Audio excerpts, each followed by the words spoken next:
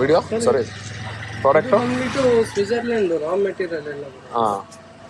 ಇದು ಬಂದ್ಬಿಟ್ಟು ಮೇಡ್ ಆಗೋದು ಬಂದು ಡೆಲ್ಲಿಯಿಂದ ತರ್ಸೋದು. ನಮ್ದೇ ಪ್ಲಾಂಟ್ ಇದೆ, ನಮ್ದೇ ಓನ್ ಬ್ರ್ಯಾಂಡ್ ಇದೆ. ಇದು ವಾರಂಟಿ ಎಲ್ಲ ಹೆಂಗಿರುತ್ತೆ? 1 year ವಾರಂಟಿ ಇರುತ್ತೆ. ಸೊ ಅದು ಟೈರ್ ಎಲ್ಲ ಹಾಕಿದ್ಮೇಲೆ ಓವರ್ನೋಟ್ ಆಗೋದು ಮತ್ತೆ ಒಳಗೆ ಗಟ್ಟಿ ಆಗೋದು, ಟೈರ್ ರಿಪ್ಲೇಸ್ ಮಾಡ್ಬೇಕಾದ್ರೆ ಅವಾಗೆಲ್ಲ ಸಿಲಿಕಾನ್ ಜೆಲ್ ಇರುತ್ತೆ, ಅದೆಲ್ಲ ಬಂದ್ಬಿಟ್ಟು ವಾಟರ್ ಬೇಸ್ ಇದ್ರೆ ಮಾತ್ರ ನಿಮ್ಗೆ ಏನಾಗುತ್ತೆ ಅಂದ್ರೆ ಡ್ರೈ ಆಗುತ್ತೆ. 3-4 months ಈ ತರ ಡ್ರೈ ಆಗುತ್ತೆ. ಓಕೆ. ಇದು ಸಿಲಿಕಾನ್ ಬೇಸ್ಡ್, ಸಿಲಿಕಾನ್ ಡ್ರೈ ಆಗಲ್ಲ.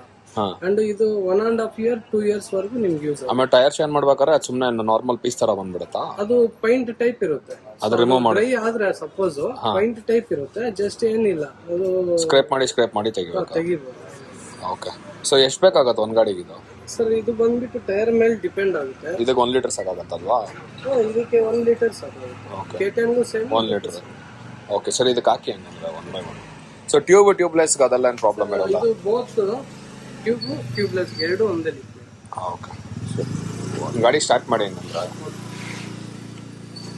ಸೊ ಈ ಗಾಡಿಗೆ ಫಸ್ಟ್ ಸ್ಟಾರ್ಟ್ ಮಾಡ್ತೀವಿ. ಕ್ಲಾಸಿಕ್ 350 ಸಂಕೇತ್ ಗಾಡಿ ನೋಡಿರ್ಬೋದು ಇದು. ಅವ್ನು ನೆಕ್ಸ್ಟ್ ಚಿಕ್ಕಮಂಗ್ಳೂರು ಮತ್ತೆ ನಾವು ಬೇರೆ ವೈನಾಡ್ ಟ್ರಿಪ್ ಬೇರೆ ಹೋಗ್ತಾನೆ. ನಮ್ಮ ಟ್ರಿಪ್ ಎಲ್ಲ ಅಂತ ಆಮೇಲೆ ಹೇಳ್ತೀವಿ. ಸೊ ಫುಲ್ ಏರ್ ಔಟ್ ಮಾಡಬೇಕು ಗಾಡಿ ಕಂಪ್ಲೀಟಾಗಿ.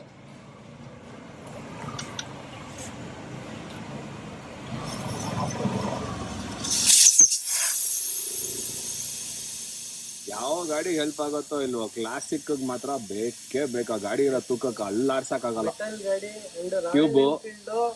ಟ್ಯೂಬ್ ಗಾಡಿಗೆ ಯಾಕಂದ್ರೆ ಇನ್ನೊಂದು ರಾಯಲ್ ಎನ್ಫೀಲ್ಡ್ ಏನಂದ್ರೆ ಸಪೋಸ್ ಎಲ್ಲ ಪಂಚರ್ ಆದ್ರೆ ಯಾರು ಪಂಚರ್ ಹಾಕಕ್ಕಾಗಲ್ಲ. ಹಾಕಿದ್ರು ಬ್ರೇಕ್ ಹಿಡಿಯಲ್ಲ. ಅಂದ್ರೆ ಡಿಸ್ಕ್ ಏನಾದ್ರು ಇದ್ರೆ ಬ್ರೇಕ್ ಹಿಡಿಯಲ್ಲ.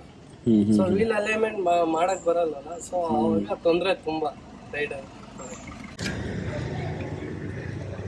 ಎಲ್ಲಾ ಗಾಡಿ ಹಾಕ್ಬೋದು ಪಂಚರ್. ಈ ಗಾಡಿ ಇದೆ ನೋಡಿ, ಸೈಕು ವೆಯ್ಟ್ ಕಣ.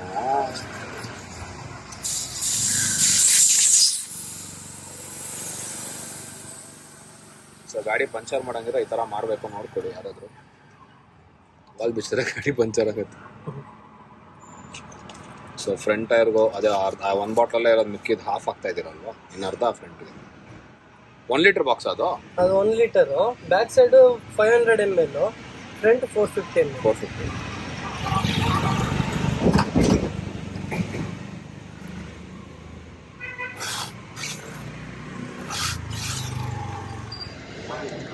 So next adventure 390. ಇದು ನನ್ನ ಗಾಡಿ ಗೊತ್ತಿರ್ಬೋದು ನಿಮಗೆ, ಬೇಕಾದ್ರೆ ನೋಡಿ ಚಾನಲ್ ನೇಮ್ ಇದೆ ಅಲ್ಲೇ. ಸೊ ನಮ್ಮ ಗಾಡಿಗೆ ಮಾಡಿಸೋಣ. ತುಂಬ ಇಂಪಾರ್ಟೆಂಟು ಲಾಂಗ್ ಟ್ರಿಪ್ಗೆ. ತುಂಬ ಕಾನ್ಫಿಡೆನ್ಸ್ ಕೊಡ್ತಾ ಇದ್ದಾರೆ. ನಿಮ್ಮ ಹೆಸರು ಗೊತ್ತಾಗಿಲ್ಲ ಸರ್ ನನಗೆ? ಪ್ರೇಮ್ ಕುಮಾರ್ ಅವ್ರು ತುಂಬ ಕಾನ್ಫಿಡೆನ್ಸ್ ಕೊಡ್ತಾರೆ. 100% ತೊಗೊಂಡೋಗಿ ಬನ್ನಿ ಸರ್, ಎಲ್ಲೂ ನೀವು ಪಂಚರ್ ಹಾಕಂಗೆ ಇರಲ್ಲ ಅಂತ. Head cut ಮಾಡ್ಕೋದು.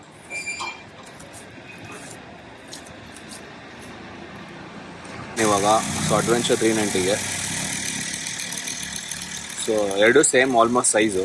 ಇದು ವಿಡ್ತ್ ಕಮ್ಮಿ ಇರುತ್ತೆ, ಸ್ವಲ್ಪ ವಿಡ್ತ್ ಜಾಸ್ತಿ ಇರ್ಬೋದು. ಇದು ಸ್ವಲ್ಪ ಜಾಸ್ತಿ ಇದೆ ಹೈಟು ಟೈರು.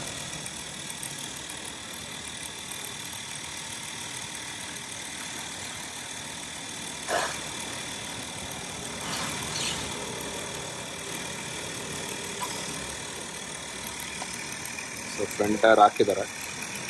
ಸೊ ನಾಜಲ್ ಹಾಕಿ ಆಮೇಲೆ ಏರ್ ಹಾಕೋದು. ಸೊ ಸ್ವಲ್ಪ ವಾಲ್ ಹೈಟ್ ಇಟ್ಕೊಂಡು ಏರ್ ಹೊಡೆದ್ರೆ ಒಳ್ಳೇದು ಅಂತೀರಾ? 9 o'clock ಇಟ್ಕೊಂಡ್ರೆ ಏನಿಲ್ಲ. ಓಕೆ.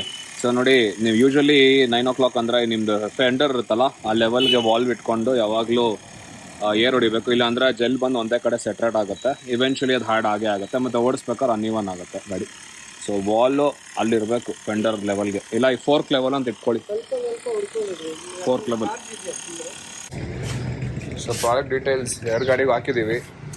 ಫುಲ್ಲು ಸೀರೀಸು ಟೆಸ್ಟ್ ಮಾಡಿಬಿಟ್ಟು ಬಂದ್ಬಿಟ್ಟು ಹೇಳ್ತೀನಿ ಹೆಂಗೆ ಏನು ಎತ್ತ ಅಂತ. 2 ಗಾಡಿದು ಸಂಕೇತ್ ಲಾಂಗ್ ಡ್ರೈವ್ ಮಾಡ್ತೀನಿ, ನಂದಂತೂ ಗ್ಯಾರಂಟಿ ಗೊತ್ತಾಗ್ಬಿಡುತ್ತೆ ಪ್ರಾಡಕ್ಟ್ ಹೆಂಗಿದೆ ಅಂತ. ಸೊ ಡೆಫಿನೆಟ್ಲಿ ಫೀಡ್ಬ್ಯಾಕ್ ಬರುತ್ತೆ, ವೆಯ್ಟ್ ಮಾಡಿ. ಸೊ ಮೀನ್ ವೈಲ್ ಅವರೇ ಪ್ರೇಮ್ ಅಂತ, ಅವ್ರ ಪ್ರಾಡಕ್ಟ್ ಓನರ್ ಅವರೇ ಕೂಡ ಡಿಸ್ಟ್ರಿಬ್ಯೂಟರ್ ಕೂಡ ಎಲ್ಲದಕ್ಕೂ. ನಿಮ್ಮ ಲೋಕಲ್ ಡಿಸ್ಟ್ರಿಬ್ಯೂಷನ್ ಬೇಕಿದ್ರು ಕೂಡ ಮಾಡಿ.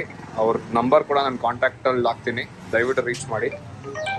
ಒಳ್ಳೆ ಬಿಸ್ನೆಸ್ ಕೊಡಿ, ಒಳ್ಳೆ ಡೀಲ್ಗೆ ಕೊಡ್ತಾರೆ ಹೇಳಿದ ಪ್ರೈಸ್ಗಿಂತ. ಪ್ರೈಸ್ ನಾನು ಮಾತಾಡಲ್ಲ, ಜಾಸ್ತಿ ಗಾಡಿ ಇದ್ರೆ ಸ್ವಲ್ಪ ಹೆಲ್ಪ್ ಆಗುತ್ತೆ ಅವ್ರಿಗೂ ಇದು ಮಾಡೋಕ್ಕಷ್ಟು. ಥ್ಯಾಂಕ್ ಯು ಪ್ರೇಮ್, ಮಾಡ್ಕೊಟ್ಟಿದ್ದಕ್ಕೆ. Thank you sir. Thank you so much.